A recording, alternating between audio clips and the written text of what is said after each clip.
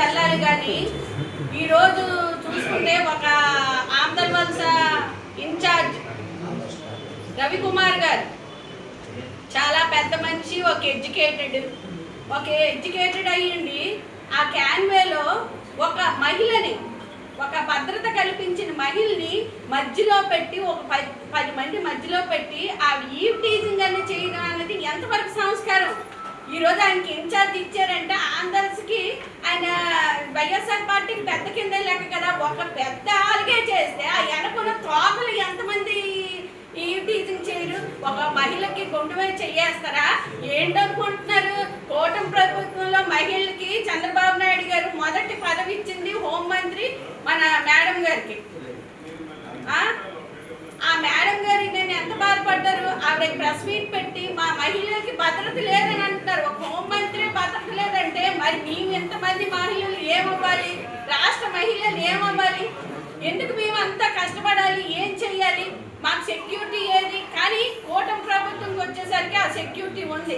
కానీ తోక పదవులు ఉన్నోళ్ళు మేము ఏదో అయిపోతామని వాళ్ళు అనుకుంటున్నారు. కానీ ఈ ఆంధ్రస్లో రవికుమార్ ఉంటుండగా ఇలాంటి పనులు చేసి ఇలాంటి పద్ధతిలో నడిస్తే మాత్రం ఆంధ్రవలసిన మహిళలు మేమెవరు? చింతా రవి గారికి మేము క్షమించాం. ఈరోజు మేము క్షమించాం ఆయనకి. ఈరోజు మహిళకి భద్రత లేకుండా ఉంది. ఒక ఆవిడికి ఈరోజు సెక్యూరిటీ మేము ఇలేపాము. కానీ అంతమంది మనుషుల్లో ఆవిడ ఇలాగ వంగిపోయి తన సెక్యూరిటీ కోసం తను కాపాడుకొచ్చిందంటే ఆవిడ ఎంత మానసికంగా బాధపడ్డది. అదేవిధంగా వెంటనే రిపోర్ట్ ఇస్తే అందరూ వెళ్ళి జైల్లో కూర్చుందరు. ఎందుకు? ఒక సంస్కారం ఉన్న ఆడదాయి కాబట్టి ఆవిడ ఆగలిగింది. మనకు సెక్యూరిటీ లేదు. ఈరోజు కోన్ రవికుమార్ గారు కూడా ప్రతి మహిళకి గౌరవిస్తున్నారు. ప్రతి మహిళకు ముందుకొచ్చి పనిచేయాలని చెప్తున్నారు. దేనికి? అక్కడ లోకేష్ బాబు గారు, చంద్రబాబు నాయుడు గారు ప్రతి మహిళలకి ముందుకెళ్ళి పనిచేయమని ఎందుకు చెప్తున్నారు? ఈ రోజు పెద్దపేట వేసింది మహిళలకి. ఆ మహిళలకు భద్రత ఇవ్వాలని. ఈ రోజు అన్ని రంగాల్లోని మహిళలు ఉంటున్నారు.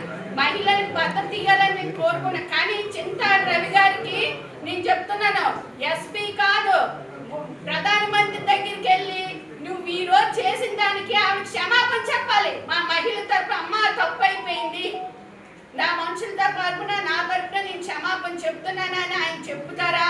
లేకపోతే జగన్మోహన్ రెడ్డి గారే చెప్తారా? చెప్పాలి. మహిళలు క్షమాపణ చెప్పకపోతే మా పరిస్థితులు వేరేగా ఉంటాయి. మేము క్షమించాం. ఆంధ్రస మొత్తం మున్సిపాలిటీ నియోజకవర్గం మహిళలందరూ ఎంత పెట్టి మాత్రం నీకు పడతాయి ఈరోజు దెబ్బలు. నువ్వు క్షమాపణ చెప్పాలి, చెప్పి తీరాలి.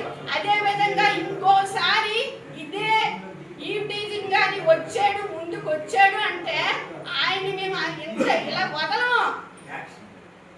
యాక్షన్ తీసుకొని రోడ్డు మీద పరిగెట్టే విధంగా ప్రతి మహిళ ఇంటికెళ్ళి నీకు తల్లి చెల్లి లేరా? నువ్వు తల్లికి పొట్టలేదా? నీ కడుపులో 9 మాసాలు కని పెంచలేదా? నీ తల్లి ఆడదాయి కాదురా? నీకు తమాషేస్తున్నావా? ఓ మహిళ నువ్వు ఈవ్ టీజింగ్ చేస్తావా? నీ చదువుకున్న సంస్కారం ఏంటి? నువ్వు ఒక ఐటమ్ కాలేజ్లో ఆడపిల్లలకి చదువు చెప్పలేదా? వాళ్ళ ఆడపిల్లలు కాదా? నీ భార్య ఆడపిల్లలు కాదా? నీ భార్య నీలో సంస్కారం లేదు కాబట్టి నీ భార్యను వదిలేసి వెళ్ళిపోయావు. నువ్వు సంస్కారం ఉన్నాడు ఈసారి మహిళ పట్ల అసభ్యంగా ప్రవర్తించవా తొక్క తీసేస్తాం మహిళలందరూ కలిపి. తస్మా జాగ్రత్త. ఇది మా హోంమంత్రి గారి తరఫున ఈరోజు మేము వినవించుకుంటున్నాం. ఎస్పీ గారికి అందరికీ మేము చెప్తున్నాం, సార్ లేడీస్కి సెక్యూరిటీ ఇవ్వకపోతే ఈరోజు కూటమి ప్రభుత్వమే లేనట్టే. కూటమి ప్రభుత్వం ఉంది కాబట్టి ఈరోజు మహిళల సెక్యూరిటీ. వీడేదో పెద్ద పేలాపం చేస్తున్నాడు. వీడికేదో ఇన్ఛార్జ్ ఇచ్చాడని నేను అది చేస్తాను ఇది చేస్తాను అంటున్నాడు. రవికుమార్కి మించి ఇక్కడ